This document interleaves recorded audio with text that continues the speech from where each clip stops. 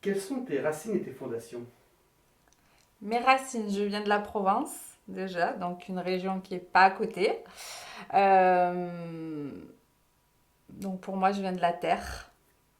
Je viens je vais pas dire d'une ethnie, mais de grands-parents espagnols, donc qui sont arrivés en France pendant la guerre. Donc voilà, donc j'ai une culture un peu hispanique avec des valeurs importantes par rapport à la famille. Voilà, oui, je m'estime une fille de la terre, tout simplement, et pas une citadine. Et qu'est-ce que tu peux me dire de tes parents? Mes parents, ma maman, surtout, parce que c'est celle que je connais le plus. C'est une femme que je dirais exceptionnelle, forte, qui a supporté beaucoup, beaucoup, beaucoup de choses tout au long de sa vie et qui est un exemple pour moi, même si aujourd'hui j'aimerais qu'elle se booste un peu en fait. Mais voilà, c'est une dame en toute simplicité, une rêveuse peut-être, ou une créative, donc une personne très sensible et qui du coup, bah, cette sensibilité des fois la rend triste aussi. Voilà. Et mon papa, j'ai pas trop, voilà, pas trop envie d'en parler. C'est pas quelqu'un que je connais plus que ça, donc de ce que je sais, c'est un homme simple qui vient de la terre aussi. Voilà, tout simplement. Et quand tu parles de ta maman, tu dis qu'elle est un côté créative, artistique, on sait ça, ou rêveuse? C'est ça, elle a fait des études de coiffure, donc il y a le côté créatif dans la coiffure. Elle aimait beaucoup dessiner, mais elle a jamais été au-delà par manque de confiance en elle, tout simplement. Et oui, sensible, elle est très... oui, une petite phrase peut déclencher une émotion, qu'elle soit positive ou négative. Et du coup, voilà, je sais pas comment, je saurais pas comment l'expliquer, mais elle n'a pas conscience de ses valeurs et de sa force. Voilà. Et qu'est-ce que tu as appris, peut-être plus d'elle que de tes parents dans le sens que... Qu'est-ce que j'ai appris d'elle? Euh, L'amour. L'amour de la famille, l'amour des enfants, peut-être le dessin. Parce que je suis aussi quelqu'un qui aime dessiner, même si je ne sais pas dessiner. Euh, la force de me battre pas dans la violence, mais me battre pour affronter les choses et aller vers le point auquel je veux aller. Et le point négatif que j'ai appris de ma mère, c'est ne pas avoir confiance en soi, tout simplement. Voilà, qu'est-ce que j'ai appris d'elle Non, je crois que la plus grosse chose que j'ai appris, c'est l'amour. Et même si tu ne connais pas beaucoup ton papa, est-ce que tu as appris quelque chose de lui quand même? J'ai dû prendre des traits de caractère parce que les gènes, on les a. Mais qu'est-ce que j'aurais pu prendre de lui La polyvalence, peut-être. Polyvalence dans le travail.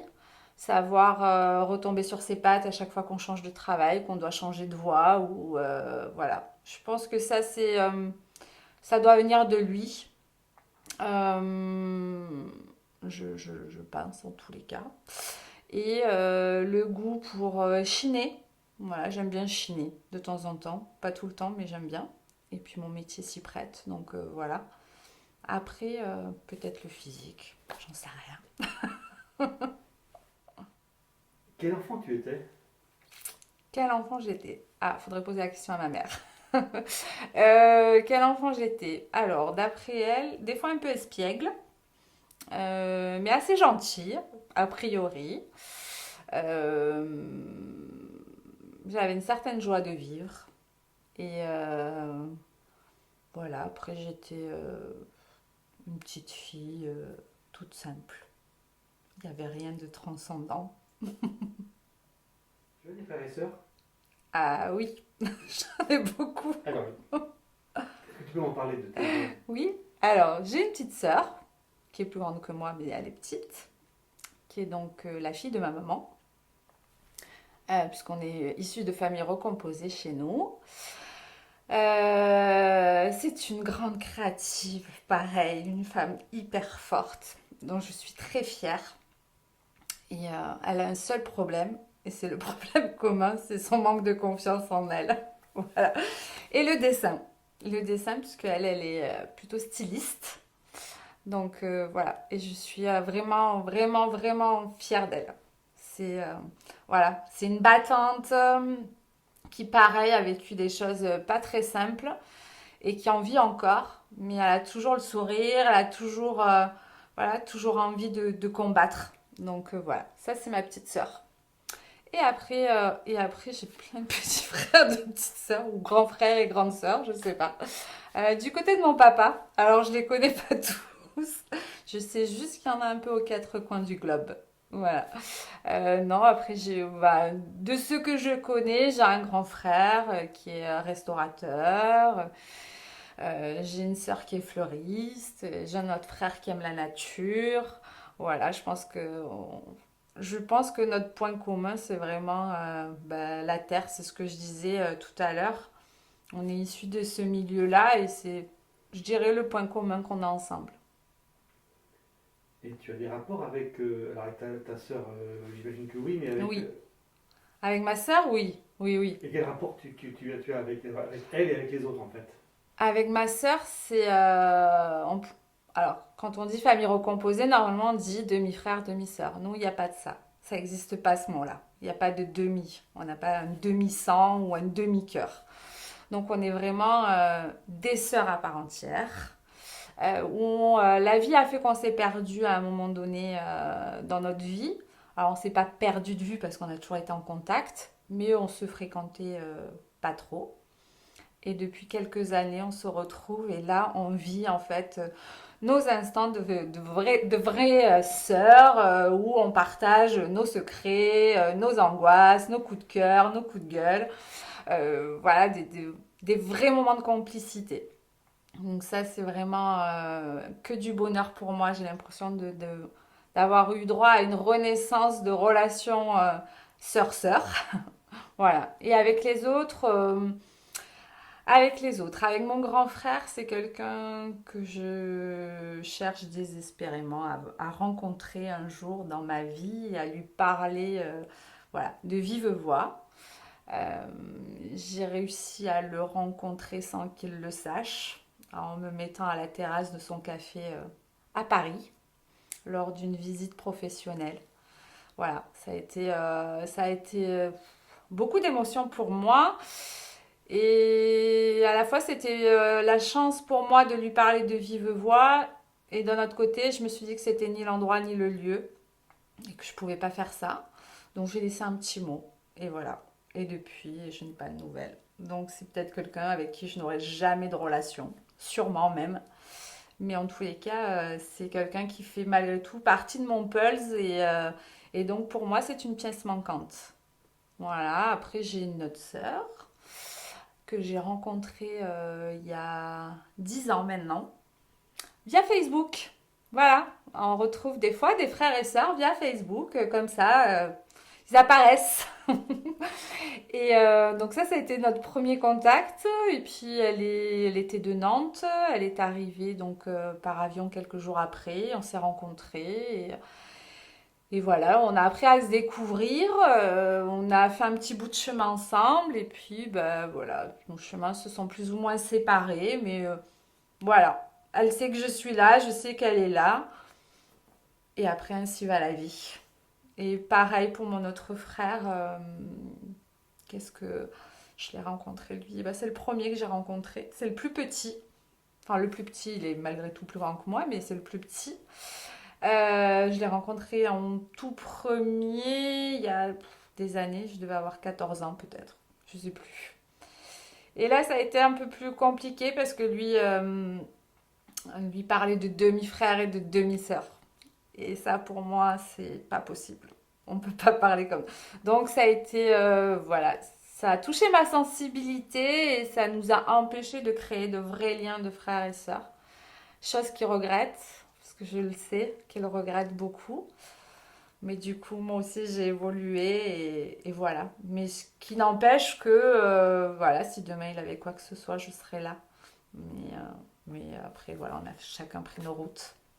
Voilà pour mes frères et sœurs. Et après, peut-être qu'il y en a d'autres. Mais alors, je sais pas où ils sont. Et je les connais pas du tout. Tu parles de famille recomposée, donc il y a un beau papa, j'imagine. Il y a un beau papa, ouais. Est-ce que tu peux nous en parler? Ouais, c'est un sujet un peu dur, mais je peux en parler. Oui, j'ai eu un beau papa quand j'avais 4 ans. Ouais, je crois que c'est à peu près la période où il est arrivé dans ma vie. Ça a été donc mon papa pour moi. Jusqu'à 4 ans, la figure paternelle étant importante, il me fallait avoir quelqu'un qui soit mon papa en tous les cas, parce que je n'avais pas de relation avec le mien. Ça a été, je saurais pas, on a vécu des super moments, comme des moments très durs aussi, hein, parce que c'est pas facile quand quelqu'un n'a pas d'enfant et qui, du jour au lendemain, se retrouve papa d'une petite fille. Euh, donc voilà, il y a eu des conflits aussi. Et puis il y a eu l'arrivée de ma petite sœur. Là, ça a été du coup une séparation entre lui et moi, puisqu'il venait d'être père, vraiment père. Et donc voilà, j'ai été un peu mise sur la touche. Alors je pense que c'était pas volontaire du tout de sa part, mais c'était inconsciemment sûrement. Et puis, la vie a fait que c'était pas simple entre ma maman et lui, tout le temps, hein, comme dans tout couple. Jusqu'à un jour, bah, il y a eu un clash. Et ce clash, malheureusement, s'est terminé par une fin de vie. Voilà, donc ça a été un très très très dur moment pour moi, puisque j'étais pas présente, j'étais en voyage scolaire à l'étranger. Donc je n'ai pas pu assister à ses funérailles, je n'ai pas pu faire mon adieu en fait, enfin mon au revoir en tous les cas. Et donc voilà, c'est toujours un sujet un peu sensible, j'avoue. Voilà, on perd des gens comme ça du jour au lendemain sans pouvoir s'expliquer, sans pouvoir dire ce qu'on a au fond du cœur, sans pouvoir dire qu'on l'aime et que c'est lui notre papa, et même si on n'a pas de sang en fait commun. Donc voilà. Voilà pour mon papa. Et après, ben, de l'autre côté, je sais pas. Voilà, il y a eu sûrement beaucoup de femmes, parce qu'on a tous une maman différente de l'autre côté, mais je les connais pas. Est-ce que tu peux nous raconter un souvenir particulier de ton enfance qui t'aurait marqué? De mon enfance? Ah, alors, qu'est-ce qui m'a marqué? Il y a tellement de choses qui m'ont marqué en fait que je saurais pas trop dire. Euh, Mes vacances. Ouais, mes vacances d'été. C'était super. Toutes les années, on partait chez une amie de ma maman pendant 15 jours. C'était les grandes vacances. C'était aller au bord de la mer, faire des pique-niques tous les soirs sur la plage. Le dimanche, pareil, on partait toute la journée et c'était du matin au soir. On était sur la plage en train de manger. Les amis des uns arrivaient et tout le monde se regroupait et tout le monde partageait un repas ensemble. Et ça, c'était vraiment génial. C'était pas très loin de la maison. Mes parents n'avaient pas forcément les moyens qu'on puisse voyager, hein, donc c'était les seules vacances de l'année qu'on faisait en famille. Et c'était vraiment des vacances géniales. Et ça, c'est vraiment, oui, un beau souvenir pour moi. Quels étaient tes rêves quand tu étais petite? J'en avais beaucoup. Je rêvais d'un papa, forcément, d'une famille parfaite, où on passe des dimanches ensemble, où on rit tout le temps, un peu le monde des bisounours. Je rêvais de quoi? Je rêvais de faire du cheval. Voilà. Euh, Je rêvais d'être dans la marine, je rêvais d'être inspecteur de police, je rêvais d'être photographe, je rêvais tout le temps de voyage. Voilà, qu'est-ce que je... Ouais, enfin, une rêveuse dans toute sa splendeur. Ouais, je rêvais d'un mariage parfait, de pouvoir créer, enfin, oui, de voir naître ma propre famille et d'un grand mariage, de plein d'amis, de grandes fêtes. Voilà, tout ce que je rêvais. Mais tout ne s'est pas réalisé. Ou pas encore. J'ai encore de l'espoir.